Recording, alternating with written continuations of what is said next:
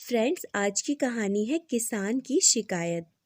एक बार एक किसान हर कभी आने वाले आंधी तूफान, ओलावृष्टि, तेज धूप इन सब से परेशान हो गया, क्योंकि कभी कभी फसल ज़्यादा खराब हो जाती थी। इसलिए वह परेशान होकर ईश्वर से शिकायत करने लगा। किसान बोला, आप ईश्वर तो हैं, लेकिन फसल को कब क्या चाहिए इसका आपको नहीं पता। जिसकी ज़रूरत भी नहीं होती है वह भी दे देते हैं।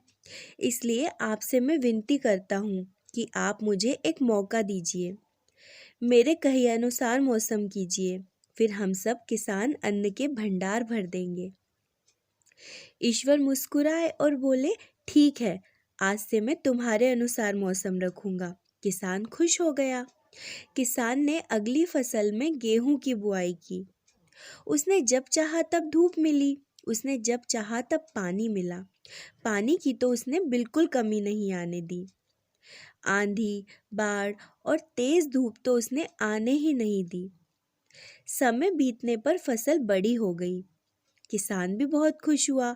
इस बार शानदार फसल दिख रही थी। किसान ने मन ही मन सोचा कि भगवान को अब पता चलेगा कि अच्छी फसल के लिए क्या क्या जरूरी है। फालतू में ही किसानों को परेशान करते रहते हैं। किसान फसल काटने के लिए खेत पहुंचा। गेहूं के पौधे की बालियों को हाथ लगाया तो उसके पैरों तले की जमीन खिसक गई। उसने देखा कि किसी भी पौधे की बालियों में एक भी दाना नहीं था। किसान बहुत दुखी हो गया और बोला, हे भगवान, ऐसा क्या हुआ? मैंने तो सब कुछ सही किया और सही समय पर किया, फिर ऐसा क्यों हुआ? इस पर ईश्वर बोले, प्रिय किसान, ऐसा तो होना ही था, क्योंकि तुमने इन पौधों को बिल्कुल भी संघर्ष नहीं करने दिया। इन्हें ना तो तेज धूप में तपने दिया, ना ही आंधी का सामना करने दिया। इन्हें किसी भी तरह की चुनौतियों का सामना नहीं करने दिया। इसलिए बाहर से भले ही अच्छे दिख रहे हों, लेकिन अंदर से ये बिल्कुल खोखले हैं। इनके अंदर दाने ही नहीं बन पाए।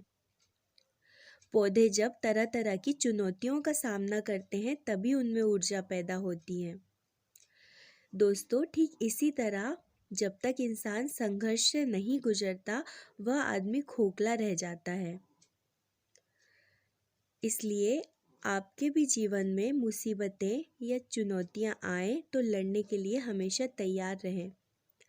यह आपको बिखेरने के लिए नहीं, बल्कि निखारने के लिए आती हैं।